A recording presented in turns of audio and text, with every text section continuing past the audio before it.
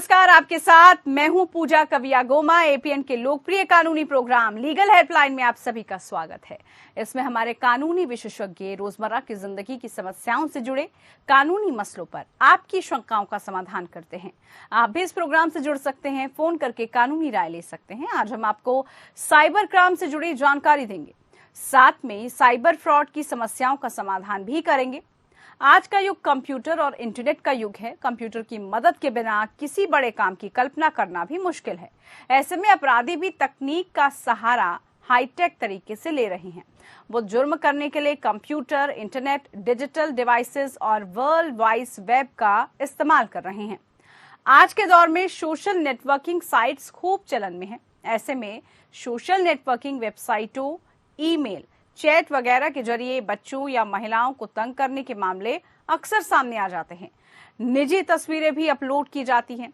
इन आधुनिक तरीकों से किसी को अश्लील या धमकाने वाले संदेश भेजना या किसी भी रूप में परेशान करना साइबर अपराध के दायरे में ही आता है। ऑनलाइन ठगी भी तेजी से बढ़ रहा है। सरकार ऐसे मामलों को लेकर बहुत ही गंभीर है। भारत में साइबर क्राइम के मामलों में सूचना तकनीक कानून 2000 और सूचना तकनीक संशोधन कानून 2008 में लागू किए गए, लेकिन इसी श्रेणी में कई मामलों में भारतीय दंड संहिता, कॉपीराइट कानून 1957, कानूनी कंपनी सरकारी गोपनीयता कानून और यहां तक कि आतंकवाद निरोधक कानून के तहत भी कार्रवाई की जा सकती है। ये कुछ बुनियादी जानकारी जो हमने आपको बताई। विस्तार में जानकारी देने के लिए हमारे आज के कानूनी विशेषज्ञ हैं अधिवक्ता अभिजीत चट्टोपाध्याय जी। अभिजीत जी आपको साइबर क्राइम से जुड़ी तमाम कानूनी पहलुओं की जानकारी देंगे। अगर आपका इस मसले से जुड़ा कोई भी सवाल है तो आप फोन करके कानूनी राय ले सकते हैं। हमारा फोन नंबर आपकी टेलीविजन स्क्रीन पर फ्लैश हो रहा है। नंबर है 01206127 इसके अलावा एक और नंबर है 01206127 इन नंबर्स पर कॉल करके आप साइबर क्राइम से जुड़ी कानूनी जानकारी प्राप्त कर सकते हैं। चलिए, हमारे साथ हमारे खास मेहमान अभिजीत जी जुड़ चुके हैं। बहुत स्वागत है अभिजीत चट्टोपाध्याय जी आपका कार्यक्रम में। सबसे पहले आज जिस विषय को लेकर हम चर्चा कर रहे हैं, यानी कि साइबर अपराध की, साइबर क्राइम की हम बात कर रहे हैं, तो आपसे साइबर क्राइम क्या है ये समझना चाहेंगे और कानून में इसे कैसे परिभाषित किया जाता है।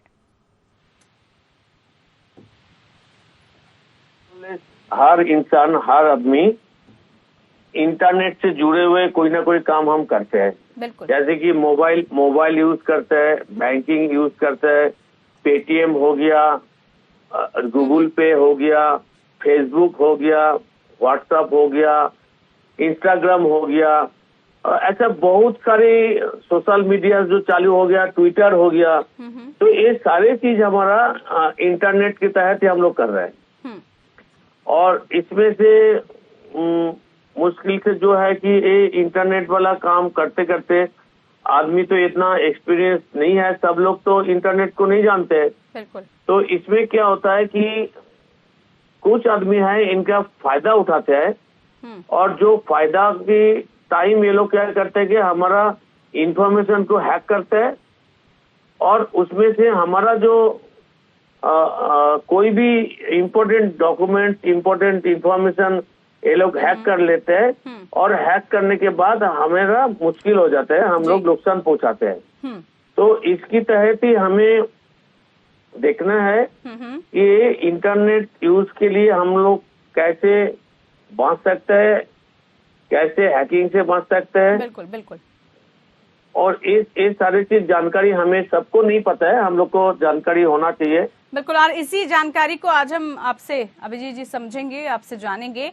अब हम बात करें अगर भारत में साइबर क्राइम के मामलों की, तो सूचना तकनीक कानून 2000 और सूचना तकनीक जो संशोधन कानून है 2008 वो लागू होते हैं, लेकिन इसी श्रेणी के कई मामलों में भारतीय दंड संहिता, आईपीसी, कॉपीराइट कानून 1957, कंपनी कानून, सरकारी गोपनीयता, आतंकवाद निरोधक, ये सारे कई ऐसे कानून हैं जिसके तहत कार्रवाई की जा सकती है। इसके बारे में संक्षिप्त में बताएं। देखिए, एक तो है इंफॉर्मेशन टेक्नोलॉजी एक्ट के तहत जो है वो अलग सिस्टम है, वो अलग तरीका है। और बाकी आपने जो कह रहे कि कॉपीराइट एक्ट, कंपनीज एक्ट, और भी जैसा जो है सभी की सब जुड़े हुए हैं ये हमारा इंफॉर्मेशन टेक्नोलॉजी एक्ट के तहत ही। और अगर हम लोग साइबर क्राइम की बात करते हैं तो cyber crime is a different thing. Cyber crime उसी को हम बोलते हैं कि जो हम लोग थ्रू इंटरनेट किया जाता है। जैसा मैं एक उदाहरण दे रहा है कि मुझे किसी ने फोन करके बोला कि सर आपका बैंक अकाउंट क्लोज हो जाएगा। किसी ने फोन करके बोला कि आपका बिजली की बिल बाकी है, भुगतान करना है या तो आपको बंद हो जाएगा। तो मेरा जैसा कोई सादा सीधा आदमी जो है वो लोग सोचेगा कि भाई ये जो फोन कर रहा है वो सचमुच कुछ सही ढंग से काम कर रहा है, मतलब इनका कोई है इम्पोर्टेंस। तो उन्होंने तुरंत उसका फोन से वो कंफ्यूज हो जाता है जी। तो उन्होंने इनका जो इन्फॉर्मेशन मांगता है कि आधार कार्ड की ओटीपी बताओ, बैंक एटीएम कार्ड की नंबर बताओ, और ये सारे चीज उसको अगर आप जानकारी दे देते हैं तो वो उसी की तहत आपको जो भी इंफॉर्मेशन उसको वो लोग हैक करते हैं। हैक करने का मतलब हो गया कि आपका इंफॉर्मेशन उनके पास चला जाता है जी। मैं एक चीज आपको हम बताते हैं सभी को जानकारी देने के लिए। एक हमारा मोबाइल में एक ऐप्स है क्विक सपोर्ट जी। एक क्विक सपोर्ट क्या होता है आदमी को पता नहीं कि आपको किसी ने फोन किया होगा और फोन करके बोलता है कि सर आपका वोडाफोन या तो एयरटेल की जो अकाउंट है वो अभी बंद हो जाएगा, उसको KYC कर लो। अगर जब वो सोचेगा कि भाई KYC क्या होता है तो उनको बोलते हैं कि भाई आपको KYC ऐसा है कि आपको कहीं जाने की जरूरत नहीं, मैं आपको मोबाइल से ही वीडियो कॉल करके आपको सारे इंफॉर्मेशन हम अपडेट कर देंगे, आपको कहीं जाने की जरूरत नहीं। तो आदमी सोचेगा कि भाई चलो अगर कहीं हमको जाने का नहीं है तो वो पूछते हैं भाई क्या करना है, तो वो इनको बोलेगा कि आप ना आपका मोबाइल पे एक क्विक सपोर्ट मैं एक लिंक भेजता हूँ, ये लिंक को आपको क्लिक कीजिएगा। तो वो लिंक में क्या आता है क्विक सपोर्ट की तुरंत एक लिंक आ जाता है और उसी से फोन की उन्होंने क्लोन कर लेता है। क्लोन के मतलब हो गया कि उनके मोबाइल पर अगर कोई SMS आएगा तो मैं भी देख पाऊंगा। तो एक क्विक सपोर्ट के तहत एक टीमव्यूअर की एक सपोर्ट है, एक एप्स है, उसी के तहत जब भी इन्होंने बोलेगा कि भाई अपना सिस्टम में या तो आपका मोबाइल पे आपने ATM नंबर डालो, मुझे बोलने का जरूरत नहीं। तो वो जब मोबाइल पे या तो सिस्टम में इनका ATM कार्ड नंबर डालेंगे ना तो उनको सारे के सारे दिखाई देगा क्योंकि वो क्विक सपोर्ट वाला उनके मोबाइल में तब तक वो डाउनलोड हो चुके हैं। लेकिन हम जैसा आदमी इंसान जो हम लोग सादा सीधा आदमी है, हमको क्या पता कि वो क्विक सपोर्ट हमें बोला लिंक डाल दिया, मैं उसको अपलोड कर दिया। तो उनका तहत क्या होता है वो हमारा ATM कार्ड की नंबर उनको पता चल गया और जब भी एक OTP आता है तो OTP हमको दिखाई दे रहा है क्योंकि हम तो उसको पूछने की जरूरत नहीं कि मैं उनका फोन में ऑलरेडी क्लोन कर चुके हैं, मैं फोन में एक्सेस कर लिया। तो मैं सभी ग्राहकों को सभी नागरिकों को मैं यही रिक्वेस्ट करूंगा कि आपका फोन में कोई भी बाहर से लिंक आएगा तो वो लिंक जरूर उसको एक्सेप्ट ना करें। बिल्कुल अभिजीत जी, बड़ी महत्वपूर्ण जानकारी आपने दर्शकों को बताई है, साथ ही उस ऐप के बारे में भी आपने बताया है जिसकी वजह से जिसको लिंक करके आप किसी भी इस तरह के शिकंजे में फंस सकते हैं, तो उससे हमें बचना है। अब हम जब साइबर अपराध की बात कर रहे हैं तो उसकी शिकायत दरअसल कहाँ की जाए, ये बड़ा मसला है लोगों को, क्योंकि लोग अक्सर इसमें फंस जाते हैं। लेकिन शिकायत कहाँ हो, क्या शिकायतकर्ता अपनी पहचान भी इसमें गुप्त रख सकता है?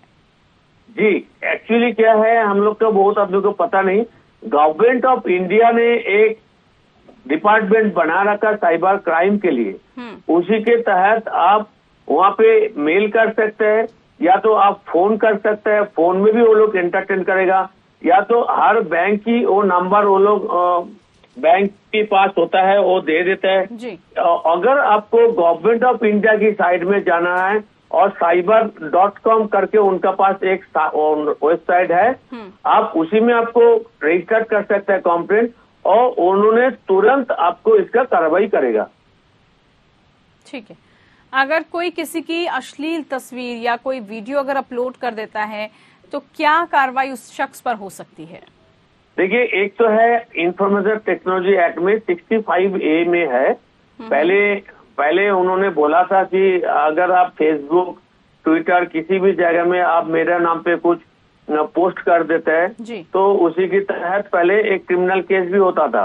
तो सुप्रीम कोर्ट में 65A के ऊपर एक जजमेंट दे रखा कि ये जो हमारा right to expression, right to freedom of expression, article 14 to 19 में जो उन्होंने बोला फंडामेंटल राइट, इसमें बोल रखा कि फ्रीडम ऑफ एक्सप्रेशन मतलब right to freedom of expression included that I can post anything and everything in the Facebook. तो इसके तहत सुप्रीम कोर्ट ने 65A की अल्ट्रा वायरस डिक्लेयर किया। लेकिन अगर आपने किसी का पोर्नोग्राफी, किसी का अश्लील फोटो, चित्रों, पिक्चर, वीडियो आप भेज रहे हैं किसी की, और इसमें किसी का फंडामेंटल राइट इन्फ्रिंज हो रहा है, तो इसी के तहत आप 65 में इनकम टैक्स एक्ट में कंप्लेंट कर सकते हैं और उसमें सजा भी है 3 साल की। और अगर ये प्रूफ होगा तो जनरली प्रूफ होगा ही। आपको मैं एक इंस्टेंस बता रहा हूँ, ये 2 दिन पहले की बात होगा।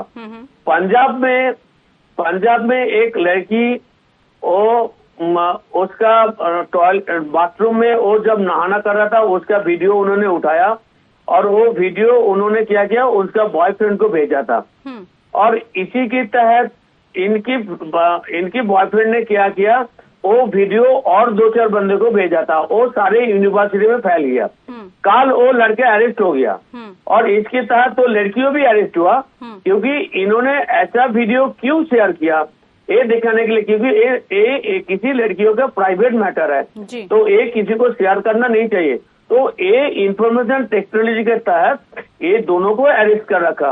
अभी पंजाब पुलिस ने इसके खिलाफ इन्वेस्टिगेशन भी चल रहा है। बिल्कुल। तो हम सभी को हम रिक्वेस्ट करेंगे कि आप किसी भी इंफॉर्मेशन, वीडियो, पोर्नोग्राफी व किसी का चित्र अश्लील आप शेयर करने से पहले हमारे साथ जुड़े हुए इसको हैं, थोड़ा ध्यान देना चाहिए। एक कॉलर जुड़े हैं, कपिल हमारे साथ जुड़े हैं, उनका सवाल है। पूछिए कपिल जी, क्या जानकारी चाहते हैं आप, क्या सवाल है? हाँ जी, मैं सर 2020 में फर्जी केस में फंसा दिया था। उसमें एक मेरे पर 307 लगी हुई है और दफा 25 है जी। तो मैं इसकी ये चाह रहा हूँ जी, दोबारा से जांच हो गए, निष्पक्ष जांच होनी चाहिए इसमें जी।